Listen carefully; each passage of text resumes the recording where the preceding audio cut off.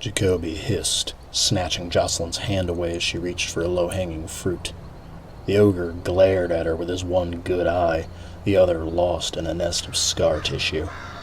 He didn't squeeze her hand, but his grip on her was as inescapable and as uncomfortable as an iron manacle.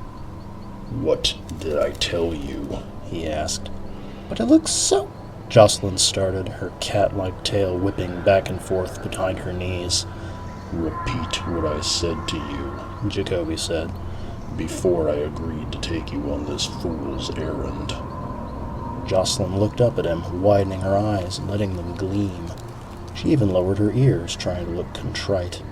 When Jacoby's resolve didn't waver, she sighed and let her head drop. "Don't touch anything," she said. "No matter how good it looks, no matter how sure you are that you know what it is, keep your claws off the briars." "Good to see those big ears of yours can listen, even if the rest of you can't," the ogre grunted, releasing his hold on Jocelyn's hand. She glared at him, licking at the fur to get it to lay down properly again. "My ears are not big," she said, with enough of a hiss to let Jacoby know he'd poked a sensitive spot. Jacoby ignored her, leaning on the staff he carried. It looked like a shepherd's crook, but the scratches down the wood showed he'd used it to keep claws and teeth away from him more than once. He turned that fearsome glare under the tall bushes that flanked the trod. If the hedge was bothered, it gave no sign. Taking his staff in both hands, Jacoby rooted around in the bush. Grunting, he hooked and twisted the crook, and something snapped. He pulled out a bunch of berries. They were a light, minty blue, and even from where she stood, Jocelyn could smell the scent coming off of them. The ogre snapped off 3 of the berries, putting one in his mouth and 2 in the breast pocket of his vest of many patches. The rest he tossed to Jocelyn, who caught them without even thinking about it.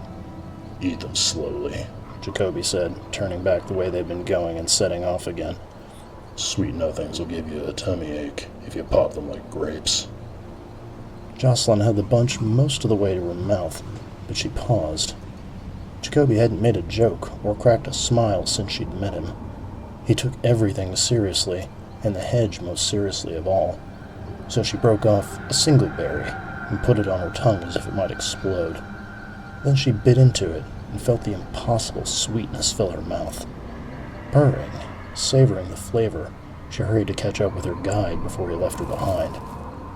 And she told herself, very sternly this time, not to let the hedge distract her, even if the fruit looked soft and shiny and delicious. Those weren't the sort of games she needed to be playing.